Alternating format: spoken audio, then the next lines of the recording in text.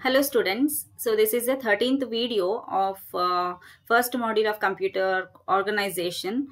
So in this video I'm going to explain you on the basic input output operations. So where we come across this input output operations means first the data has to be typed with the help of an input device. We all know that through the keyboard we are typing the data. So what happens to this data? It will be stored in the memory, and from the memory it has to be transferred to the output device. So the output device is nothing but it may be a display, that is a monitor, or it may be a printer also, and there are many more output devices and input devices. So here to perform all this, that is a data transfer from the keyboard to the memory and from the memory to the output device, so all this requires input and output operations. So what are those input and output operations? How the data will be transferred from the input device to the memory and from the memory to the output device, everything we are going to see in this part or video. So here input output operations are essential, and the way they are performed can have a significant effect on the performance of a computer. So we all know that the processor performance will be checked, or it will be verified based on how at what speed the instructions are executed by the processor. So based on that, based on these IO operations, we are going to check what is the performance of a computer. Consider a task that reads in character input from a keyboard and produces character output on a display screen. So here we have a task that some character is being read by the keyboard, and we are going to store it in the memory, and the same data is being output on a display screen. So here IO task can be performed by using two methods. There are two different methods for performing the IO operations. So they are program controlled IO and memory mapped IO. So program controlled IO, it is nothing but it is a simple method used to perform IO task. So the rate of data transfer, we all know that the rate of data transfer either from the input to the memory or from the memory to the display is much slow than that of the processor's speed, right?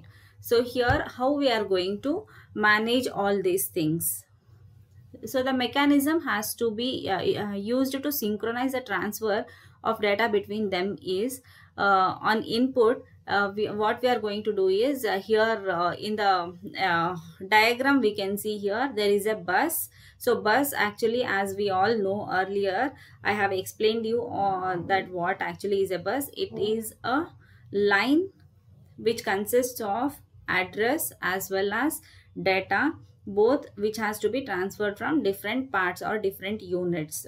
So here you have three things. One is the processor, this is keyboard, and this is the display unit. So this is processor, input unit and output unit. All these three are connected through the bus, and the data can be transferred between these three. So here first input operation, how it happens? It happens between the input unit and the processor, right? So moving a character code from the keyboard to the processor is nothing but the input operation. Striking a key stores the corresponding code in a 8-bit buffer register, that is data in, associated with the keyboard. So here what happens first in the input operation is, once we are striking any key with the help of once we strike any key, and then that stroke it creates corresponding code in a 8-bit buffer register, that is whatever key we have typed. For example, if I will type G, so the code corresponding ASCII code will be generated, and that will be stored in a buffer register data in, associated with the keyboard. To inform the processor that a valid character is in data in, a status control flag is set to 1. Okay. So that status control flag, it is called as SIN, that is status input status. So when it will be set to 1, if any character is stored in this data in register, then SIN will be set to 1. processor reads the contents of data in. When the character is transferred to the processor, sin is automatically cleared to 0. So sin, it will be set to 1 until and unless if any data is present in the data in register. If once it is moved to the processor after reading, then data in will be 0, that is it will be empty, it will be cleared, and sin also automatically will be cleared to 0. Then second character is entered, sin is again set to 1 and the process repeats. So this is how the input operation takes place. So output operation, how it takes place, we will see now. When the characters are transferred from the processor to the display, a buffer register, data out and a control status flag sout are used. So as in input operation, we are making use of data in register and sin status flag. Similarly, in output operation, we are making use of this data out and sout. When sout equals to 1, the display is ready to receive a character. So the processor monitors sout and sout is set to 1. The processor transfers a character code to data out. So whatever code is there, it will be transferred to the data out. The transfer of a character to data out clears sout to 0. So after transferring the data to the data out register, sout will be again set to 0. When the display device is ready to receive a second character, sout is again set to 1. So this is how the input output operations takes place. So we'll see here the buffer registers and status flags are part of the device interface.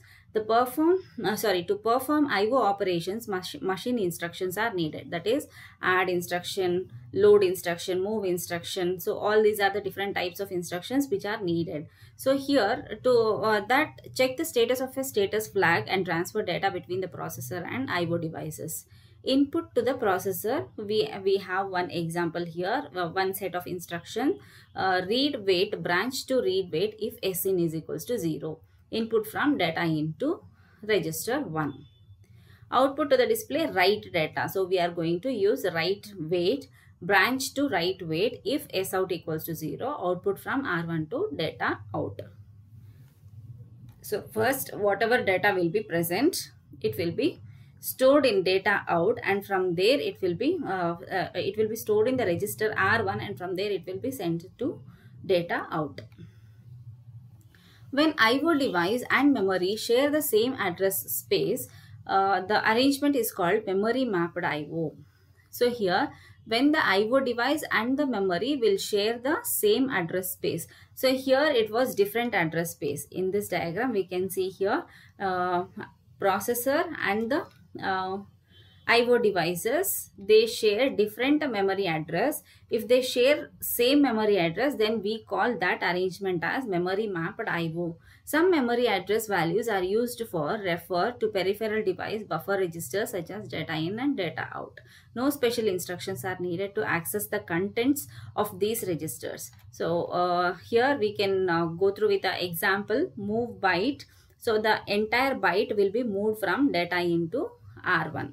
But here what happens, we have to check the status signal, of the flag. If sin equals to 1 or 0, then only we are going to input the data to the register 1. But here in memory mapped IO, what happens is directly we are going to give move byte instruction. So in that move byte instruction, we have data in comma R1, which indicates that only these two are needed, registers are needed in order to input the data into R1 register. So in this we have seen like there are two different types of input output operation methods, that is IO tasks. One is program controlled, the other one is a memory mapped. In program controlled, what we have a separate address for processor, data, the input device and the output device. Whereas if there is same address for processor and IO devices, then we call it as memory mapped IO. So here we are for input registers, we are making use input device. We have two registers, data in and one status flag register sin. Similarly, for output device, we have data out and S out. Hope this uh, this one is clear. So we'll see the next topic in the next video. Thank you.